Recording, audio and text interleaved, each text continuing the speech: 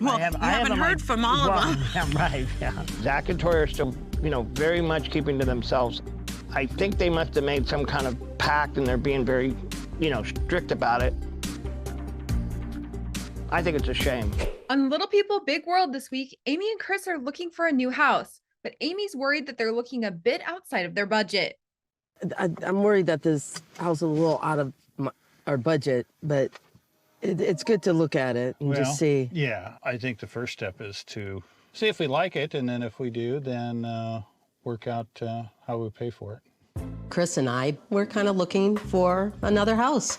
Seeing Matt get so far along on his dream house, reminds us that we're not in our dream house yet. So we're actively watching, and, it would be nice to find that home before we retire. The house they were looking at was massive, sitting on 10,000 square feet and on 6 acres of land. And they both seemed really excited about seeing it. I think Chris and I, we're still learning about each other. This will be the first time that we're making some really major decisions together. So I think this is kind of fun. It's kind of exciting to see, how we work together, and hopefully, I think we'll do well. But I also am a realist, and I'm sure there'll be a little, no. Oh, yeah, this was the kitchen. Now the important room. Now keep in mind, any kitchen that we look at, we're gonna have to redo the island. I know, but look at how nice this island is. Yeah, I like the cabinets too. Okay. My first impression was, wow, this is a pretty cool house. Chris was excited about potentially having weddings at the property, but Amy was a bit more wary when it came to thinking about the undertaking that it was going to be. I think Chris is getting excited over this because, he's had several of his own businesses. And even though he's working for a real estate company or whatever, you're kind of self-employed in a lot of ways. So this is just an extension of what he's done in the past, trying to, let's come up and see what another business can do. The potential to host weddings on this property is there. But if we have to host them, and we need to host so many of them in order to cover a lot more expenses than I would have anticipated in my later years, then that's where I hesitate, because I don't know if I have that kind of fight at this age. Amy explained in her past relationship with Matt, she would shut down his ideas pretty fast. So she's letting Chris dream a little bit, but she knows that eventually he's going to come around and realize how much work it's going to be. A lot of times I would just say no, because it's going way too fast. You've already made your decision. Like, what is happening? But seeing this house, I didn't want to be so quick to say no, because I've already been here. I've already done this with Matt on, Roloff Farms and everything. I don't know, could you see somebody doing a wedding there? Could be, yeah. Chris really hasn't had kind of that opportunity. And so I just felt like I wanted to give him that space and that time to dream a little bit, knowing, oh, he's gonna go and investigate. He's gonna research this. He's gonna find out, and I'm gonna be right. Last episode, we found out that Matt had proposed to Caryn, and now he's saying that he's had no outright negative reactions from his kids. Now we're getting the questions like, when's the wedding? And kind of just not sure. Yeah, I haven't heard from all my kids yet, but, that's okay. I don't really have any expectation around that. I mean, even though my kids are all adults, it doesn't mean that they're not going to have feelings about this.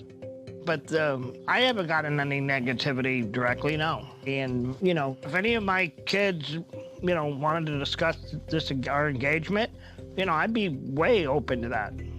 Fans of the show know that Matt and Zach have a bit of a complicated relationship, and Zach did not want to talk about his dad proposing to Caryn. We don't go to the farm at all as a family anymore, and Jackson loves our backyard, so I don't think he misses it, We obviously want Grandpa to be in our kids' lives. Yeah, all the grandparents are always invited up here. What did you think when your dad and Caryn got engaged? I didn't reply. I don't want to talk about it.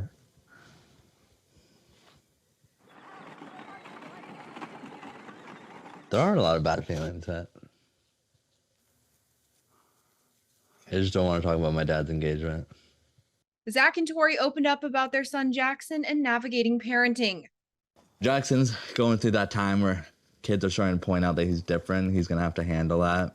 He came up to Tori in the last game. He's like, they keep pointing it out. It's tough because at this age, kids are curious. No one's being mean. It's a curiosity. You're like different. I've never seen anyone like you before, you know? I feel like we're just trying to teach Jackson. It's just a fact. Like, And we're you not can't, gonna lie to you. but we and can't say, make no, it you're not. we can't make a big deal because then if we give him a reaction, he's gonna be like, oh, and then tell us all the time. Yeah. But it's like we Which I gotta think is now already kind we of what gotta he's now doing. transition into like, okay, yeah, whatever. It is what it is. Their other son, Josiah, was celebrating his first birthday, so they decided to celebrate with a bit of a cake smash, which he loved. Yes, he's going for it. He's like, see you later, guys. I put the cake in front of Josiah, and he went for it. Oh yeah, get in there. Oh, we got to the berries. Oh yeah, he got 2 berries.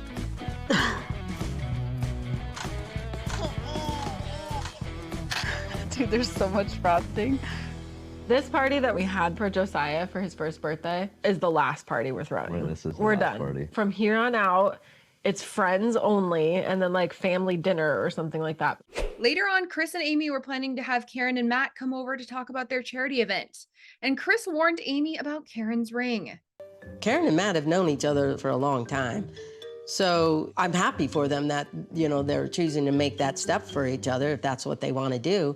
But I'm not sure why Chris really wanted to prepare me that the ring that I will see on Caryn's finger, you know, oh, the diamond's going to be bigger. I'm like, okay, how much bigger? I mean, you make it sound like it's a rock that covers her whole hand or something.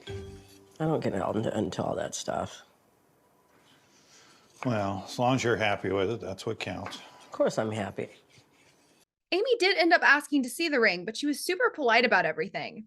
Oh yeah, that's very pretty. Wow.